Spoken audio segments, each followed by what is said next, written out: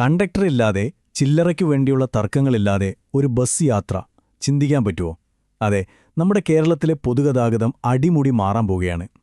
Digital സാങ്കേതിക വിദ്യയുടെ സഹായത്തോടെ ഡ്രൈവർ മാത്രം ഉൾപ്പെടുന്ന ഈ പുതിയ ബ്ലൂ പ്രിന്റ് എങ്ങനെ പ്രവർത്തിക്കുമെന്നും ഇത് നമ്മുടെ യാത്രകളെ എങ്ങനെ മാറ്റുമെന്നും ഈ എക്സ്പ്ലെയിനറിലൂടെ നമുക്ക് നോക്കാം. ശരിക്കും ഇതൊരു ഗെയിം ചേഞ്ചർ തന്നെയാണ്. അപ്പോൾ നമുക്ക് നേരെ വിഷയത്തിലേക്ക് കിടക്കാം. ഇന്നത്തെ നമ്മുടെ അജണ്ട വളരെ വ്യക്തമാണ്. ആദ്യം നമ്മൾ ആഗോളതലത്തിലുള്ള ചില മാതൃകകൾ നോക്കും.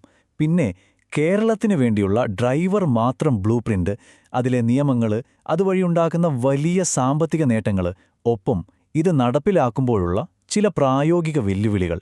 ഇത്രയുമാണ് നമ്മൾ കവർ ചെയ്യുന്നത്. അപ്പോൾ ആദ്യത്തെ സെക്ഷൻ ഗ്ലോബൽ ഡിജിറ്റൽ ട്രാൻസ്പോർട്ട് മോഡലുകൾ. അതായത് ലോകം ഇന്ന് എങ്ങനെയാണ് യാത്ര ചെയ്യുന്നത് എന്ന് നമുക്ക് നോക്കാം. കണ്ടക്ടർ ഇല്ലാതെ ബസ് ഓടുമോ എന്നൊരു സംശയം ആദ്യം തന്നെ വേണ്ട കേട്ടോ. കാരണം ലോകത്തെ വമ്പൻ നഗരങ്ങളിൽ ഇതൊരു സാധാരണ കാര്യമാണ്. ദുബായിലെ കാര്യം തന്നെ എടുക്കാം. അവിടെ നോൾ കാർഡ് വെച്ച മുൻവാതിലൂടെ ചെക്ക് ഇൻ ചെയ്യാനും പിൻവാതിലൂടെ ഇറങ്ങാനും പറ്റും. ലണ്ടനിലാണെങ്കിൽ ബസ്സുകളിൽ ക്യാഷ് കൊടുക്കുന്ന പരിപാടിയേയില്ല. പൂർണ്ണമായും ക്യാഷ്ലെസ് ആണ്. സിംഗപ്പൂരിലേക്ക് വന്നാലോ ദൂരത്തിനനുസരിച്ച് പണം ഈടാക്കുന്ന ആപ്പ് വഴിയുള്ള കിടിലൻ സിസ്റ്റമാണുള്ളത്. സിംഗപ്പൂരിലെയും ദുബായിലെയും ഈ സിസ്റ്റം ഇത്ര സക്സസ് ആവാൻ കാരണം ഡിസ്റ്റൻസ് ബേസ്ഡ് ഫെയർ എന്നൊരാശയമാണ്. സംഭവം വളരെ സിമ്പിളാണ്. ബസ്സിൽ കയറുമ്പോൾ നിങ്ങൾ കാർഡൊന്ന് ടാപ്പ് ചെയ്യുന്നു, ഇറങ്ങുമ്പോൾ വീണ്ടും ടാപ്പ് ചെയ്യുന്നു. നിങ്ങൾ എത്ര ദൂരം സഞ്ചരിച്ചോ ആ കൃത്യമായ ദൂരത്തിനുള്ള പണം മാത്രം ഓട്ടോമാറ്റിക്കായി കട്ടാകും. മനുഷ്യരുടെ ഇടപെടലോ തർക്കങ്ങളോ ഇല്ല. എത്ര സ്മാർട്ടാണല്ലേ? രണ്ടാമത്തെ സെക്ഷനിലേക്ക് വരാം. Kerala's driver only blue print. ഈ ആഗോള മാതൃകകളെ നമ്മുടെ നാട്ടിൽ എങ്ങനെ പ്രായോഗികമായി നടപ്പിലാക്കാമെന്ന് നോക്കാം. ഈയൊരു മാറ്റത്തിന്റെ ഏറ്റവും വലിയ ഹൈലൈറ്റ് യൂണിവേഴ്സൽ ട്രാൻസ്പോർട്ട് കാർഡ് അഥവാ കേരള ട്രാവൽ കാർഡാണ്. KSRTCക്കും പ്രൈവറ്റ് ബസ്സുകൾക്കും കൂടി ഇനി ഒരൊറ്റ കാർഡ് മതിയാകും എന്നതാണ് ഇതിന്റെ പ്രത്യേകത. ഇത് നിങ്ങൾക്ക് ഓൺലൈനായോ അല്ലെങ്കിൽ അടുത്തുള്ള കടകളിൽ നിന്നോ ഒക്കെ വളരെ എളുപ്പത്തിൽ റീചാർജ് ചെയ്തെടുക്കാൻ പറ്റും. ഇനി കാർഡ് എടുക്കാൻ പറ്റിയില്ലെങ്കിലും കുഴപ്പമില്ല. നമ്മുടെ നാട്ടുകാർക്ക് UPIയും QR കോഡുമൊക്കെ ഇപ്പോൾ വെള്ളം കുടിക്കുന്ന പോലെ അറിയാമല്ലോ. അതുകൊണ്ട് തന്നെ ബസ്സിനുള്ളിൽ വച്ച് നേരിട്ട് GPayയോ ഫോൺപേയോ ഉപയോഗിച്ച് QR കോഡ് സ്കാൻ ചെയ്ത് ടിക്കറ്റ് എടുക്കാനുള്ള സൗകര്യവും ഈ ഡിജിറ്റൽ പ്ലാനിലുണ്ട്. അപ്പോൾ ഈ സിസ്റ്റത്തിൽ യാത്ര ചെയ്യുന്നത് എങ്ങനെയാണെന്ന് നോക്കാം. വളരെ ചിട്ടയായൊരു രീതിയാണിത്. ആദ്യം ഡ്രൈവറുടെ മുൻപിലുള്ള വാതിലിലൂടെ മാത്രം ബസ്സിൽ കയറുന്നു. അവിടെ കാർഡ് ടാപ്പ് ചെയ്യുന്നു, അല്ലെങ്കിൽ UPI സ്കാൻ ചെയ്യുന്നു. സമാധാനമായി യാത്ര ചെയ്യുന്നു. ഇറങ്ങാൻ നേരത്ത് പിൻവാതിലിലൂടെ മാത്രം പുറത്തേക്കിറങ്ങുന്നു. ഇറങ്ങുമ്പോൾ അവിടെ വെച്ച് ടാപ്പ് ഔട്ട് ചെയ്യുന്നു. വളരെ സിമ്പിൾ. ഇനി സുരക്ഷയുടെ കാര്യം. ഇതിനായി ഓട്ടോമാറ്റിക് ന്യൂമാറ്റിക് വാതിലുകളാണ് വരുന്നത്. ഈ വാതിലുകളുടെ പൂർണ്ണ നിയന്ത്രണം ഡ്രൈവർക്കായിരിക്കും. അതായത് വാതിലുകൾ പൂർണ്ണമായും അടഞ്ഞു എന്ന് ഡ്രൈവർ ഉറപ്പുവരുത്താതെ ബസ്സിന് ഒരിഞ്ച് പോലും മുന്നോട്ടു പോകാൻ കഴിയില്ല. ആളുകൾ തിക്കിത്തിരക്കി കയറുന്നതും അപകടങ്ങളുമൊക്കെ ഒഴിവാക്കാൻ ഇത് 100% സഹായിക്കും. മൂന്നാമത്തെ സെക്ഷൻ കർശനമായ നിയമങ്ങളും നടപ്പാക്കലും. അതെ, കണ്ടക്ടറില്ലാതെ വരുമ്പോൾ നിയമങ്ങൾ എങ്ങനെ പാലിക്കപ്പെടും എന്ന് നോക്കാം. സ്വാഭാവികമായും നിങ്ങൾക്കിപ്പോൾ ഒരു സംശയം തോന്നിയിട്ടുണ്ടാകും. കണ്ടക്ടർ ഇല്ലെങ്കിൽ ചിലരൊക്കെ ടിക്കറ്റ് എടുക്കാതെ മുങ്ങില്ലേ എന്ന്. വിദേശ രാജ്യങ്ങളിൽ ഇത് വർക്കാകാൻ കാരണം അവിടുത്തെ കർശനമായ നിയമങ്ങളാണ്. ഇവിടെയും അതുതന്നെയാണ് പ്ലാൻ. മിന്നൽ പരിശോധനകൾക്കായി ഫ്ലൈയിംഗ് സ്ക്വാഡുകൾ ഉണ്ടാകും. ടിക്കറ്റില്ലാതെ പിടിക്കപ്പെട്ടാൽ വലിയ തുക ഫൈൻ അടയ്ക്കേണ്ടിവരും.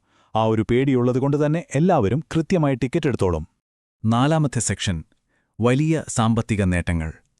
ഈ സിസ്റ്റം ഗതാഗത മേഖലയിൽ കൊണ്ടുവരാൻ പോകുന്ന വമ്പൻ സാമ്പത്തിക മാറ്റങ്ങൾ എന്തൊക്കെയാണെന്ന് നോക്കാം.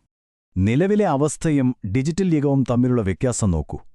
ഇപ്പോൾ ഒരു ബസ്സിൽ ഡ്രൈവറും കണ്ടക്ടറും ക്ലീനറും അടങ്ങുന്ന വലിയൊരു ശമ്പള ചെലവുണ്ട്. എന്നാൽ പുതിയ സിസ്റ്റത്തിൽ ഡ്രൈവർ മാത്രം മതിയാകും. അതുപോലെ ടിക്കറ്റ് എടുക്കാതെ യാത്ര ചെയ്യുന്നതും ചില്ലറയുടെ പേരിലുള്ള തർക്കങ്ങളും ഇനി ഉണ്ടാകില്ല. കാരണം പണം നേരിട്ട് അക്കൗണ്ടിലേക്കാണ് പോകുന്നത്. ബോർഡിങ്ങിലെ സമയനഷ്ടം ഒഴിവാക്കി കൃത്യസമയത്ത് യാത്ര ചെയ്യാനും ഇത് സഹായിക്കും. ഇതിലേറ്റവും ഇൻട്രസ്റ്റിംഗ് ആയ കാര്യം എന്താണെന്ന് വെച്ചാൽ ലാഭത്തിന്റെ കണക്ക് തന്നെയാണ്.